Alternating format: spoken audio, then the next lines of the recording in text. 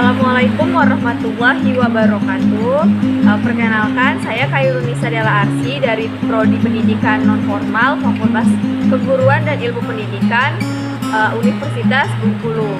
Nah, di sini saya mendapatkan tugas dari mata kuliah pengembangan kurikulum pendidikan nonformal, yaitu mengenai fungsi kurikulum bagi pendidikan. Nah, adapun fungsi kurikulum yang pertama yaitu sebagai fungsi general education. Nah, di sini kurikulum berperan sebagai suatu komponen kebijakan dalam mempersiapkan peserta didik agar menjadi warga negara yang baik. Nah, kurikulum ini memiliki fungsi untuk memberikan pengalaman belajar kepada peserta didik agar mampu mengintegrasi nilai-nilai dalam kehidupan dan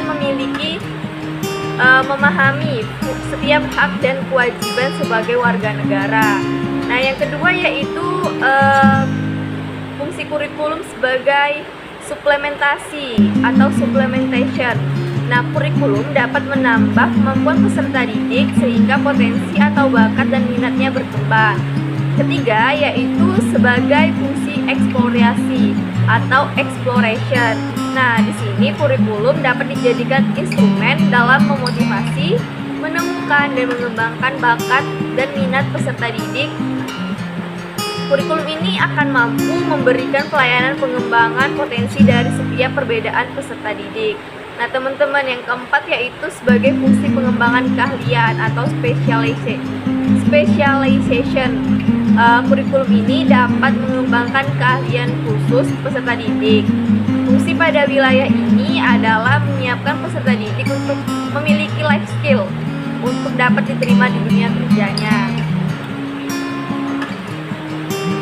Nah, teman-teman, selanjutnya yaitu penyesuaian atau adjustif. Nah, yaitu fungsi kurikulum agar peserta didik mampu menyelesaikan diri dalam kehidupannya. Masyarakat yang terus berubah menjadi tantangan bagi kurikulum agar dapat berfungsi sebagaimana mestinya dalam penyiapan peserta didik. Yang selanjutnya yaitu integrasi. Nah, yaitu fungsi kurikulum dapat memberikan pendidikan yang utuh kepada peserta didik. Nah, artinya tidak hanya sebagai aspek intelektual, juga aspek sikap dan keterampilannya.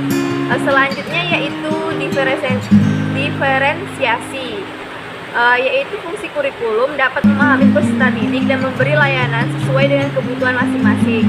Nah, kurikulum harus mampu memberikan pedoman agar mampu menjadi penolong dengan jumlah kebutuhan yang berbeda-beda. Selanjutnya, teman-teman, yaitu persiapan atau the preparation foundation, yaitu fungsi kurikulum dalam menyiapkan peserta didik agar dapat melanjutkan pendidikan ke jenjang yang lebih tinggi atau mampu membekali peserta untuk dapat belajar. Selanjutnya, pemilihan atau the selective vacation, yaitu fungsi kurikulum dalam memberikan kesempatan kepada peserta didik sesuai dengan minat dan bakatnya. Dengan demikian, kurikulum harus dirancang secara fleksibel untuk melayani semua peserta didik.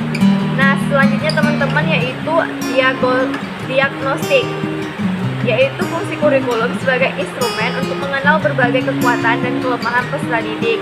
Nah, dengan ini kurikulum dapat berperan sebagai solusi dalam mengatasi kelemahan dan mengembangkan kekuatan ke arah yang lebih sinergi.